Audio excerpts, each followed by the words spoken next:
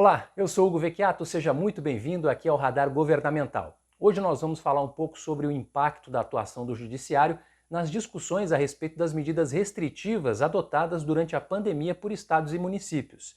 Neste cenário de situação grave, em razão da Covid-19, se você é profissional de relações institucionais e governamentais, precisa ficar atento também ao papel que o Judiciário vem tendo neste debate. Claro, a principal discussão que tem marcado os últimos dias é a que ocorre no Supremo Tribunal Federal sobre a liberação de cultos. A gente já vai falar dela.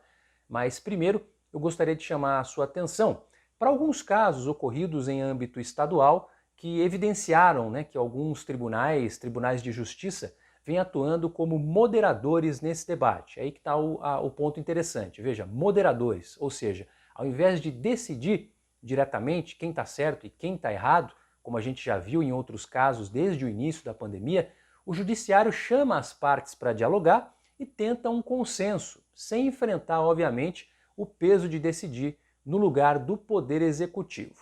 Pois bem, em Mato Grosso, um dos casos aqui que a gente vai abordar, no dia 1º de abril ocorreu uma audiência de conciliação conduzida pelo Tribunal de Justiça do Estado entre governo e Prefeitura de Cuiabá, para que ambas as esferas de governo alinhassem as medidas de combate à pandemia.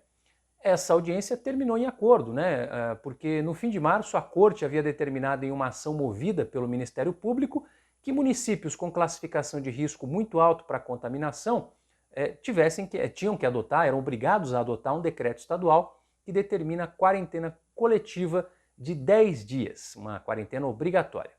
Os municípios, por outro lado, vinham resistindo a adotar essa medida.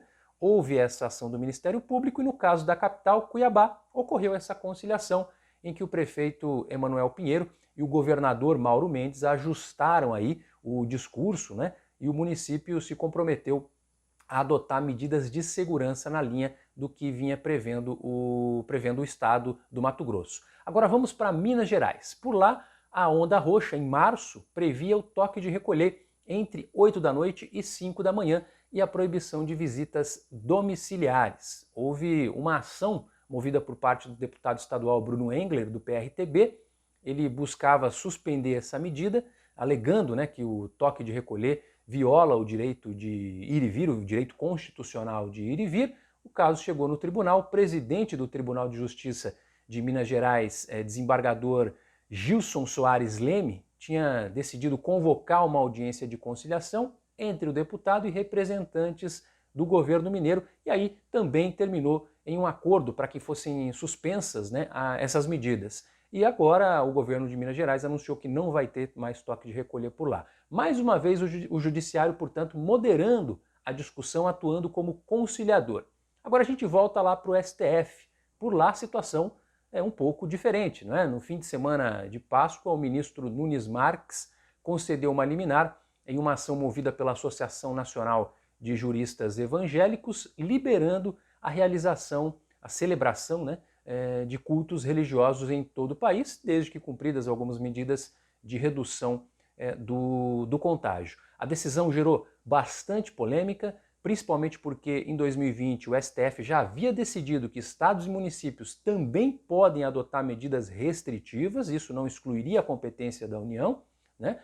Nós falamos disso aqui no Radar, inclusive, vou colocar o link na descrição desse vídeo para o material que a gente publicou o ano passado. O ministro Gilmar Mendes, por sua vez, manteve na segunda-feira agora o veto à realização de cultos religiosos no estado de São Paulo, que havia sido determinado pelo governo, e aí o ministro Gilmar Mendes recusou um pedido de liminar do PSD para derrubar esse trecho do decreto estadual. Ontem, dia 7 de abril, a Corte Suprema começou a analisar esse processo envolvendo a norma do estado de São Paulo.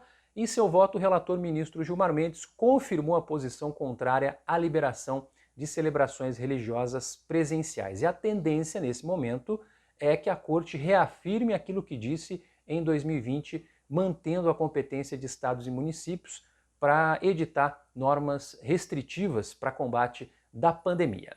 Você confere mais informações acessando o nosso site radargovernamental.com.br, também siga as nossas redes sociais, LinkedIn, Instagram, curta aqui os nossos vídeos, se inscreva no canal para não perder os próximos vídeos por aqui e qualquer necessidade, se você tiver interesse, pode entrar em contato conosco no contato@radargovernamental.com.br.